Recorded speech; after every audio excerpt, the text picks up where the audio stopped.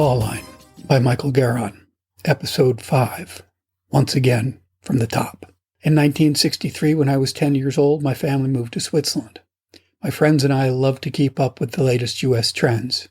We took to hanging out at the school's woodworking shop, where we spent countless hours perfecting homemade skateboards.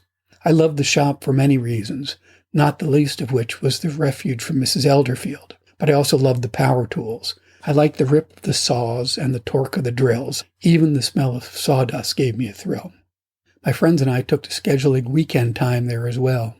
Mr. Adams, our California shop teacher, was happy to oblige.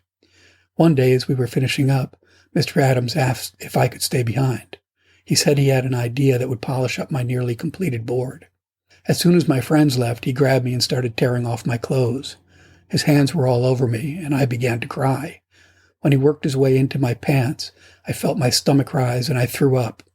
The burst of vomit startled him into letting me loose for an instant. It was long enough for me to break away and run outside. When I got home, I ran to my room and lay crying on my bed. My brother came in and asked me what was wrong. I didn't have the words to explain it.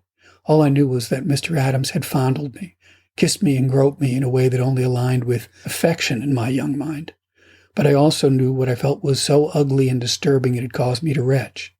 I told my brother that Mr. Adams had hugged me and I'd thrown up. I recalled an expression I'd heard but never understood. I asked my brother if he thought I might be lovesick. I never went back to the shop, and even now the smell of sawdust makes me sick. My abuse scarred me in many ways. It made me distrust authority.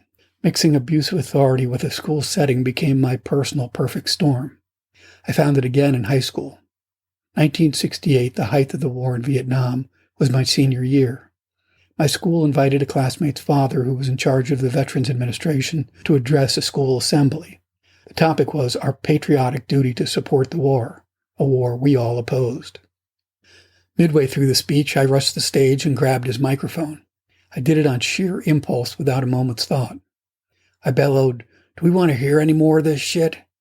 My classmates' reaction astonished me. The auditorium erupted in thunderous "No." Then I shouted, "So let's get the hell out of here." And to a person, they got up and fled the school. Fortunate for them, Bishop Ireton High allowed them to return the next day. Unfortunate for me, they threw me out.